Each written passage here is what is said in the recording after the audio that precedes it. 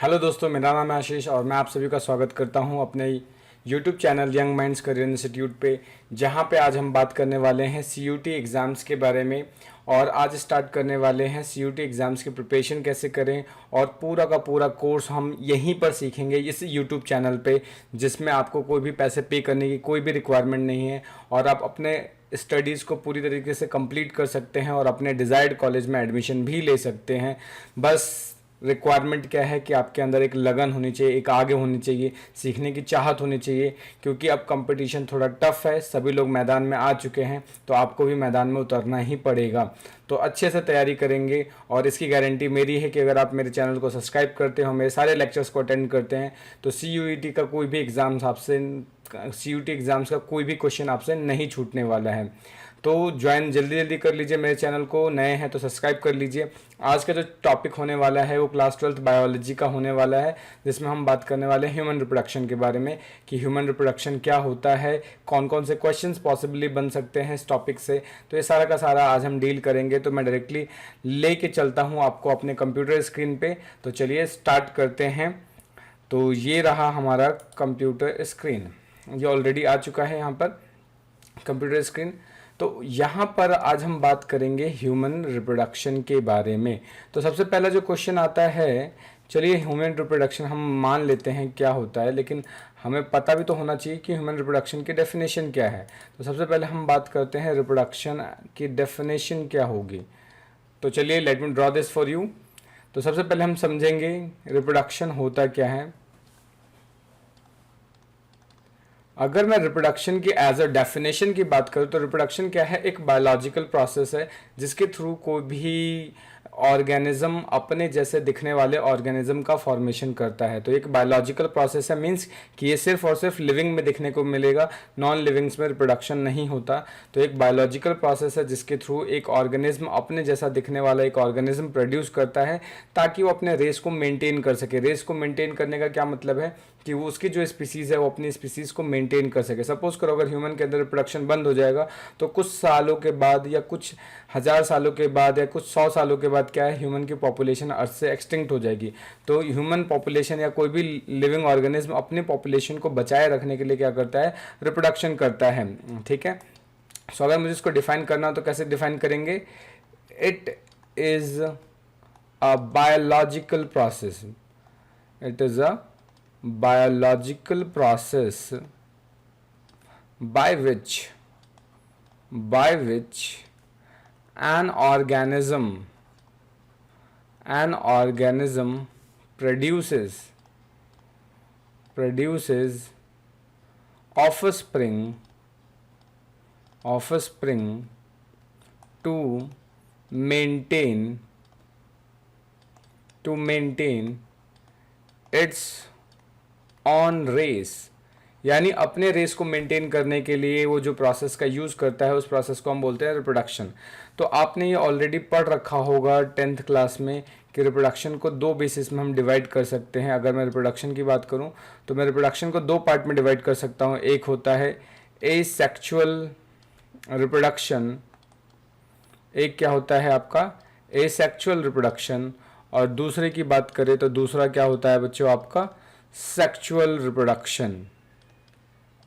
तो ये दो मेथड आप जानते हैं रिप्रोडक्शन का। एक क्या हो जाएगा, एक होगा आपका एसेक्सुअल और दूसरा होता है सेक्सुअल।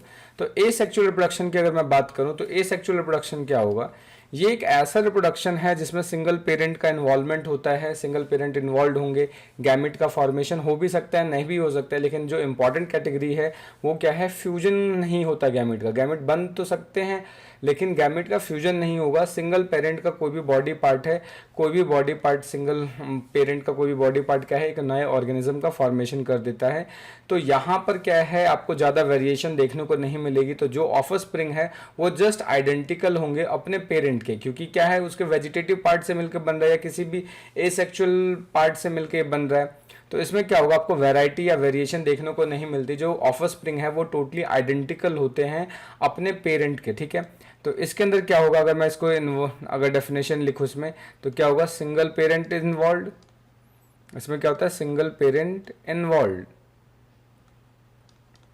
सिंगल पेरेंट इन्वॉल्व होंगे। ठीक है। उसके बाद क्या है there is no fusion of gamete, ठीक है, no fusion of gamete takes place, कोई भी गैमीट का फ्यूजन नहीं होता। Offspring is just identical to the parents, offspring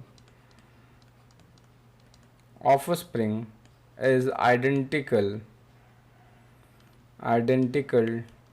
to their parent, यानी जो ऑफस्प्रिंग है वो अपने पेरेंट के आइडेंटिकल होता है। तो इतनी चीज़ें आपको पता होना चाहिए एसेक्सुअल रिप्रोडक्शन के बारे में। आपको ये भी पता होना चाहिए कि एसेक्सुअल रिप्रोडक्शन से जो ऑफस्प्रिंग फॉर्मेशन होता है, ठीक है, उसको हम बोलते हैं ब्लास्टोजॉइड, ठीक है, यानी जो जैसे ऑफस्प्रिंग बनता है उसको हम क्या बोलेंगे, ब्लास्टोजॉइड, और उस प्रोसेस को हम बोलते हैं ब्लास्टीमा, ठीक है।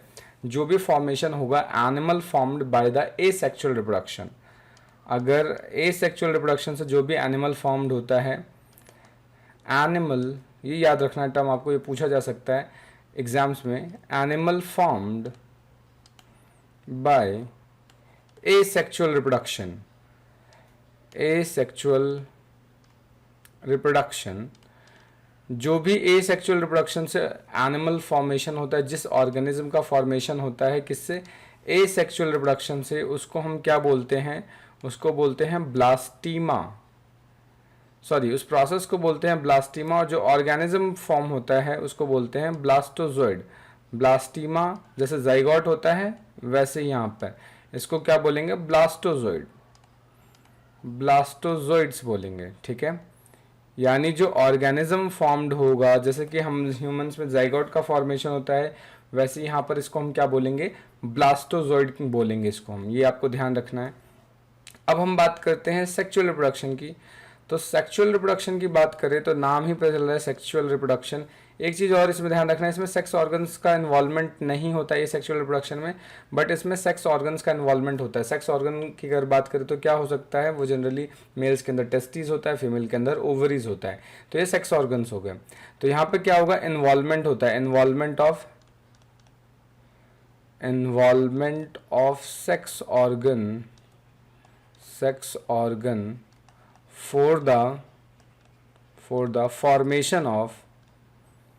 for the formation of gametes के लिए सेक्स ऑर्गन्स का इन्वॉल्वमेंट होता है सेक्सुअल रिप्रोडक्शन में।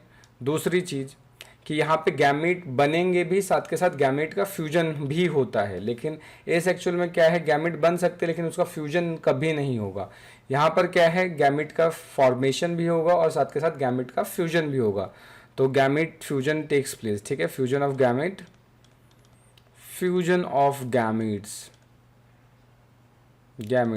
टेक प्लेस, ठीक है, आपको ये ध्यान रखना है।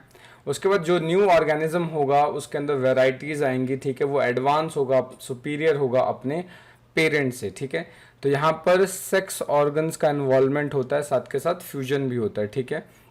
यहाँ पे जो एनिमल का फॉर्मेशन होता है, जैसे यहाँ पे ब्लास्टोजॉइड बोला जाता है तो यहाँ पे oozoid बोलेंगे, यहाँ पे क्या बोलते हैं, oozoids बोलते हैं। The animal formed by sexual reproductions are called as oozoid। तो ये आपको समझ में आ जाना चाहिए। सिंपल सा टॉपिक अभी हमने डील किया, सिर्फ रिप्रोडक्शन की डेफिनेशन पढ़ी हमने।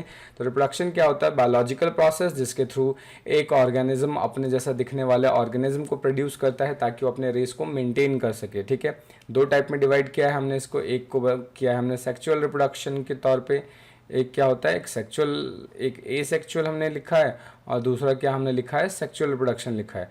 तो दो टाइप के होते हैं। यहाँ तक तो ये बात ठीक है, लेकिन हमारा जो मेन टॉपिक है वो है ह्यूमन रिप्रोडक्शन बायोलॉजी का chapter number 3।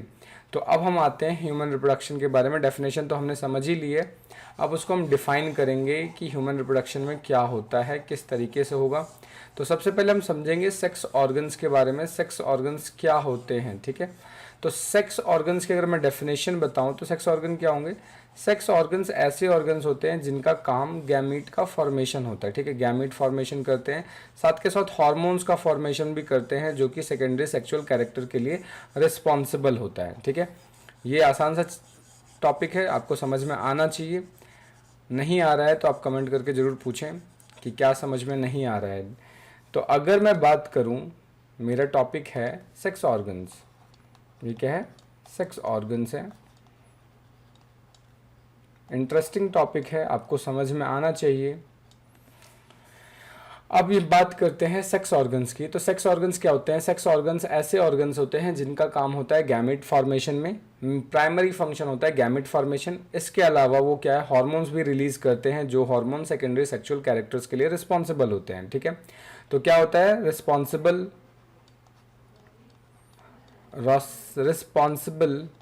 For the formation of gamete, formation of gametes. ठीक है, तो गैमीट्स के फॉर्मेशन के लिए सेक्स ऑर्गन्स का इन्वॉल्वमेंट होता है। सेक्स ऑर्गन्स को हम जनरली दो पार्ट में डिवाइड करते हैं। जो हमारे पास जो सेक्स ऑर्गन्स हैं उसको हम दो पार्ट में डिवाइड करते हैं। एक को बोलते हैं प्राइमरी सेक्स ऑर्गन्स और दूसरे को हम क्या बोलेंगे? ऑब्वियस सी बात है, सेकेंडरी सेक्स ऑर्गन। ये हमारा दो टाइप का प्राइमरी, एक होता है प्राइमरी सेक्स ऑर्गन्स, ठीक है, और दूसरा क्या होता है? Secondary sex organ. तो आप में से कौन मुझे बताएगा कि प्राइमरी सेक्स ऑर्गन क्या होते हैं, सेकेंडरी सेक्स ऑर्गन क्या होते हैं? जिसको आता है कमेंट करके जल्दी बताओ। तो अगर नहीं आता है तो हम आपको क्लियर करते हैं प्राइमरी सेक्स ऑर्गन्स क्या होते हैं, सेकेंडरी सेक्स ऑर्गन्स क्या होते हैं।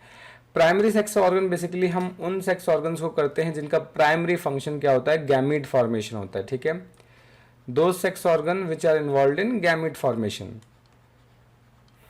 those sex organs which are involved in gamete formation, gamete formation यानी ऐसे सेक्स ऑर्गन्स जिनका काम गैमीट फॉर्मेशन में होता है उसको हम क्या बोलते हैं? प्राइमरी सेक्स ऑर्गन बोलते हैं। जैसे कि अगर मैं बात करूं ह्यूमन मेल्स की, तो मेल्स के अंदर प्राइमरी सेक्स ऑर्गन क्या होता है? टेस्टीज होता है। ये आपको पता होगा, मेल्स के अंदर टेस्टीज है जो कि क्या फॉर्म करते हैं? मेल गैमेट बनाते हैं जिसको हम बोलते हैं स्पर्म। ठीक है, वही अगर हम बात करें फीमेल्स के अंदर, तो फीमेल के अंदर बेसिकली क्या होता है? प्राइमरी सेक्स ऑर्गन ओवरी होता है।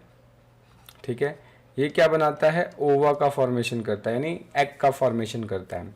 तो ये आपको दो चीज़ें पता होनी चाहिए।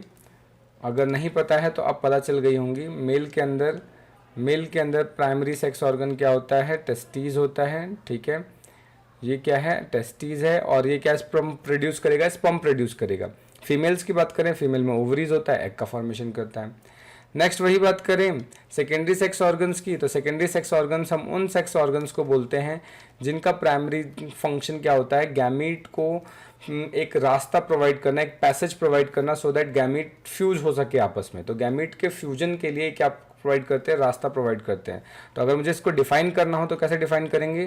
तो secondary sex organs are those organ which provide passage to the fusion of gametes. ठीक है, they provide, secondary sex organ क्या करते हैं? Secondary sex organ passage provide करते हैं। They provide passage for the gametes, they provide passage to the gametes for the fusion. They provide, ये क्या हो गया इसको? They provide passage to the gametes. यहाँ पे गैमीट का मतलब क्या है? स्पर्म और egg. They provide passage to the gamete for the fusion, gamete के फ्यूजन के लिए ये रास्ता प्रोवाइड करते हैं बेचारे। ठीक है, तो अगर हम बात करें मेल्स के अंदर कि मेल्स के अंदर कौन से सेकेंडरी सेक्स ऑर्गन्स होते हैं और फीमेल्स के अंदर कौन होता है, किसी को अगर पता है तो कमेंट करके जरूर जल्दी बताओ मुझे। देखते हैं किसका IQ कितना है। अगर हम बात करें मेल्स के अंदर, तो मेल्स के अंदर अगर हमें सेकेंडरी सेक्स मतलब सेक्स ऑर्गन्स बताना हो तो सेकेंडरी सेक्स ऑर्गन मेल में कौन कौन सा हो सकता है? वास डिफरेंस हो सकता है, वास डिफरेंस हो सकता है, एपिडाइडमिस हो सकता है, एपिडाइडमिस हो सकता है। ठीक है, उसके बाद क्या हो सकता है? वास इफरेंशिया हो सकता है, इफरेन। ठीक है, उसके बाद काउपर ग्लैंड हो सकता है, प्रोस्टेट हो सकता है। प्रोस्टेट हो सकता है, काउपर हो सकता है, जिसको हम बल्बो यूरेथ्रल ग्लैंड भी बोलते सकते हैं, और लास्ट में पीनस हो सकता है। तो these are the secondary sex organs of males. ये क्या है? मेल के सेकेंडरी सेक्स ऑर्गन्स है। वही अगर मैं बात करूँ फीमेल्स के अंदर, तो फीमेल्स के अंदर क्या होते हैं सेकेंडरी सेक्स ऑर्गन? कौन कौन बताएगा मुझे, बताओ जरा। फैलोपियन ट्यूब हो सकते हैं, ये क्या हो सकता है? फैलोपियन ट्यूब हो सकता है, ठीक है। और फैलोपियन ट्यूब के अलावा क्या हो सकता है? यूट्रस हो सकता है, यूट्रस हो सकता है, वजाइना हो सकता है, ठीक है। ये सब क्या है?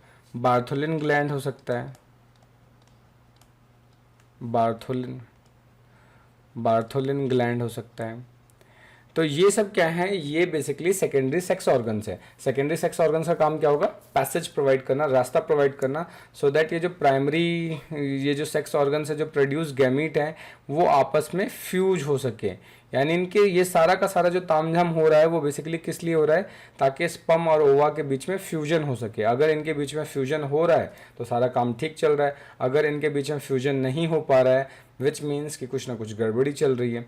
तो ये सारा का सारा जो खेल कर रहे हैं हम, वो मतलब कि प्राइमरी सेक्स ऑर्गन और सेकेंडरी सेक्स ऑर्गन का जो मेन कॉन्सेप्ट है वो बेसिकली किसके लिए है? सो दैट दोनों गैमेट आपस में फ्यूज हो सके।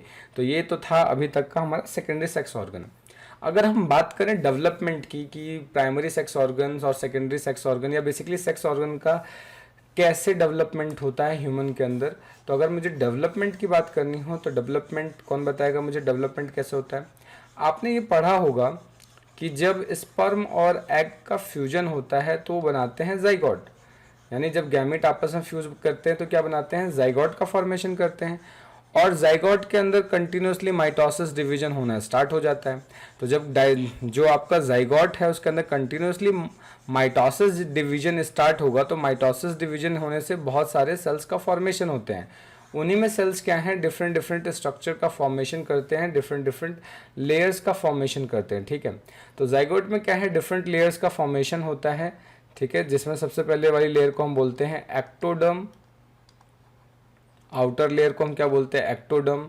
देन वी हैव मीजोडर्म, हमारे पास क्या होता है? मीजोडर्म होता है। And the last one we have is endoderm, endoderm. यानी हमारे पास ये 3 लेयर होती हैं। यानी अब हमारे बॉडी के अंदर जितने भी चीज़ों का फॉर्मेशन होना है, जितने भी ऑर्गन्स का फॉर्मेशन होना है, ये सारे के सारे यही जर्म लेयर्स बनाएंगे। इनको हम क्या बोलते हैं? Germ layer. ये जर्म लेयर ही अब क्या है? हमारी बॉडी का हर एक पार्ट का फॉर्मेशन करेगी। जैसे एक्टोडर्म का काम होता है स्किन का फॉर्मेशन, ब्रेन का फॉर्मेशन, ये एक्टोडर्म करती है। मीजोडर्म मसल्स वसल्स के फॉर्मेशन में हेल्प करती है।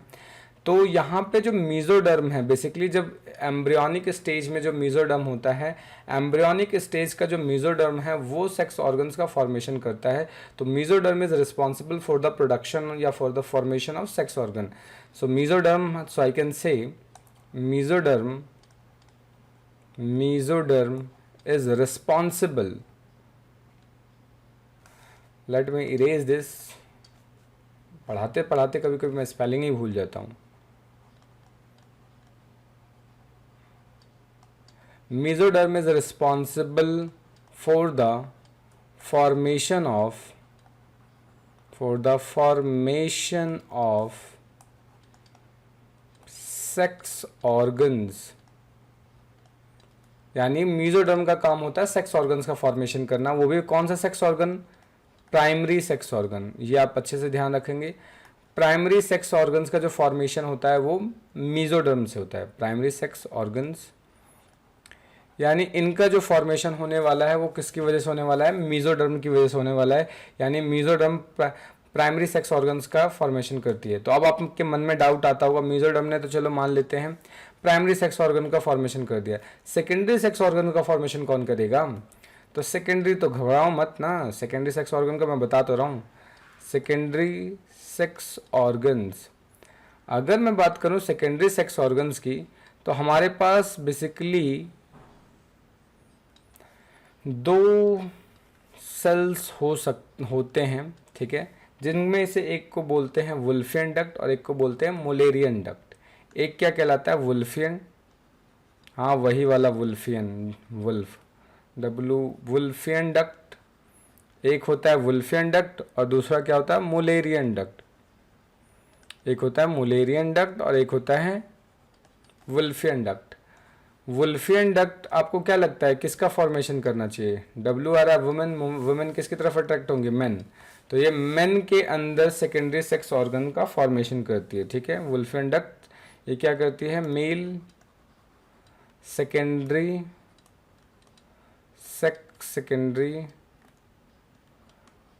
सेक्स ऑर्गन्स, ठीक है। फॉर्मेशन ऑफ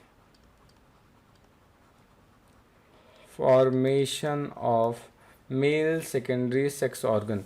मेल के सेकेंडरी सेक्स ऑर्गन का फॉर्मेशन कौन करता है? वुल्फियन डक्ट करता है।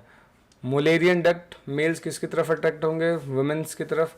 तो वुमेन के जितने भी सेकेंडरी ऑर्गन्स हैं, सेकेंडरी सेक्स ऑर्गन है, उसका फॉर्मेशन मुलेरियन डक्ट करता है। तो ये क्या करेगा? Women's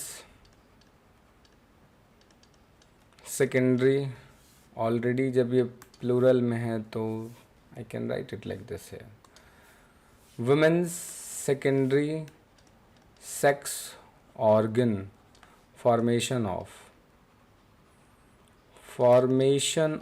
women secondary sex organ. तो वुमेन के सेकेंडरी सेक्स ऑर्गन का फॉर्मेशन कौन करता है? मुलेरियन डक्ट करता है। तो बच्चों ये आपको याद होना चाहिए, छोटे छोटे टर्म्स जो कि एग्जाम्स में डायरेक्टली पूछ लिए जाते हैं। वुल्फियन डक्ट, वुल्फ डब्ल्यू आ रहा है, यानी वुमेन किसकी तरफ अट्रैक्ट होगी? मेल की तरफ। तो मेल के सेकेंडरी सेक्स ऑर्गन्स का फॉर्मेशन करती है। मुलेरियन मेल है तो फीमेल यानी वुमेन्स की तरफ होगी, तो इसका वुमेन्स का सेकेंडरी सेक्स ऑर्गन या फीमेल का सेकेंडरी सेक्स ऑर्गन्स के फॉर्मेशन में ये हेल्प करती है।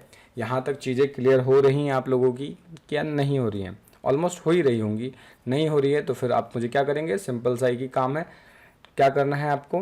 कमेंट करना है। कमेंट करके मेरे से पूछना है, अगर कोई डाउट आ रहा होगा तो उसको मैं क्लियर कर दूंगा डाउट कमेंट के जरिए, या फिर नेक्स्ट वीडियो में अगर कोशिश करूंगा कि उस चीज़ को मैं ले लूँ, बट मोस्ट प्रोबेबली मैं कमेंट में ही आपको क्लियर कर दूंगा। तो पहले इसको इरेज करते हैं, फिर आगे बढ़ते हैं। तो अभी हमने पढ़ा, ये तो बेसिक था। अब बात करते हैं, हम डायरेक्टली डिटेल करेंगे मेल के सेक्स ऑर्गन्स के बारे में, या मेल रिप्रोडक्टिव ट्रैक सिस्टम बात करने वाले हैं। तो जो हमारा जो नेक्स्ट टॉपिक है वो क्या होने वाला है? Male reproductive tract. तो अभी हम डील करेंगे किसके बारे में? Male reproductive tract. तो मेल रिप्रोडक्टिव ट्रैक की बात करते हैं हम। तो मेल रिप्रोडक्टिव ट्रैक बेसिकली क्या होता है? मेल रिप्रोडक्टिव सिस्टम की अगर हम बात करें तो एम्ब्रियोनिक स्टेज में अगर हम बात करें, जब बेबी आपका इंट्रा यूट्राइन लाइफ में होता है, एम्ब्रियोनिक स्टेज में होता है, तो चाहे वो मेल हो या मेल एम्ब्रियो हो या फीमेल एम्ब्रियो हो, दोनों के जो रिप्रोडक्टिव ऑर्गन्स होते हैं या जो सेक्स ऑर्गन्स होते हैं वो इनिशियल स्टेजेस में एब्डोमिनल केविटी में रहते हैं। बट मेल्स के केस में क्या होता है? At the time of parturition या फुल डेवलप बेबी में, यानी at the time you can say 8 month of the pregnancy या जस्ट बिफोर द पार्चुरेशन, जो एब्डोमिनल केविटी में टेस्टिस होता है वो डिसेंड होके स्क्रॉटम सैक में आ जाता है। Scrotum sac basically body, male की बॉडी के बाहर प्रेजेंट होता है। तो during embryonic life both male and female reproductive organs are present in the abdominal cavity, but during the parturition they just get descended, यानी male testis just get descended into the scrotum sac. ये ऐसा किस लिए होता है? Scrotum sac में descend क्यों करता है? क्योंकि आपने एनसीईआरटी में पढ़ा होगा कि स्पर्म फॉर्मेशन के लिए लो टेम्परेचर की रिक्वायरमेंट होती है। और लो टेम्परेचर आपका कैसे अवेलेबल होगा? लो टेम्परेचर बेसिकली जब बॉडी के बाहर होगा, क्योंकि हमारे बॉडी का टेम्परेचर 37 डिग्री सेंटीग्रेड होता है, और 37 डिग्री टेम्परेचर क्या है स्पर्म फॉर्मेशन के लिए? सुटेबल नहीं है। तो वी नीड समवट लिटिल या लो टेम्परेचर। तो स्क्रॉटम सैक में अप्रॉक्स 2 से 2.5 डिग्री या 3 डिग्री यू कैन से कि टेम्परेचर कम होता है। यानी अगर बॉडी में 37 है तो 35 के अप्रॉक्स क्या होता है? स्क्रॉटम सैक के अंदर टेम्परेचर होता है। वो टेम्परेचर टेस्टिस को इम्पॉर्टेंटली ऐसे सुटेबल कंडीशन प्रोवाइड करता है सो दैट कि उसमें स्पर्म आसानी से फॉर्मेशन हो सके। तो जब स्पर्म आसानी से फॉर्मेशन हो सकता है तो हमारे लिए बेनिफिशियल है, ठीक है। तो टेस्टीज का डिसेंड होना, यानी डिसेंड कब होता है, 8 month of pregnancy. 8 month of pregnancy में वो डिसेंड होके नीचे आ जाएगा। ये प्रोसेस होता है नॉर्मल प्रोसेस। तो ये वीडियो काफ़ी लंबी बनने जा रही है, तो मैं इसको यहीं पे आज तो एंड करूँगा। नेक्स्ट क्लास में हम मेल रिप्रोडक्टिव ट्रैक से स्टार्ट करेंगे। मेल रिप्रोडक्टिव ट्रैक में हम टेस्टिस से स्टार्ट करेंगे। बेसिक चीज़ तो मैंने आपको बता दी है कि टेस्टिस एब्डोमिनल केविटी में होता है at the time of parturition. वो डिसेंड होके कहाँ जाता है, स्क्रॉटम सैक में आ जाता है। क्यों आ जाता है, क्योंकि टेम्परेचर को लो चाहिए स्पर्म फॉर्मेशन के लिए। तो लगभग स्क्रॉटम सैक में 2 से 3 डिग्री टेम्परेचर लो होता है, जो कि उसको एक सुटेबल कंडीशन प्रोवाइड करता है स्पर्म फॉर्मेशन के लिए। जो नेक्स्ट वीडियो हम बनाएंगे उस वीडियो के अंदर हम मेल रिप्रोडक्टिव ट्रैक को डिटेल करेंगे विद डायग्राम्स। कुछ इंपॉर्टेंट सेल्स के बारे में समझेंगे, इंपॉर्टेंट फंक्शंस के बारे में समझेंगे। तो ये सारी चीज़ें हम नेक्स्ट वीडियो में करेंगे। तब तक के लिए मिलते हैं नेक्स्ट वीडियो में। Thank you. जय हिंद, जय भारत।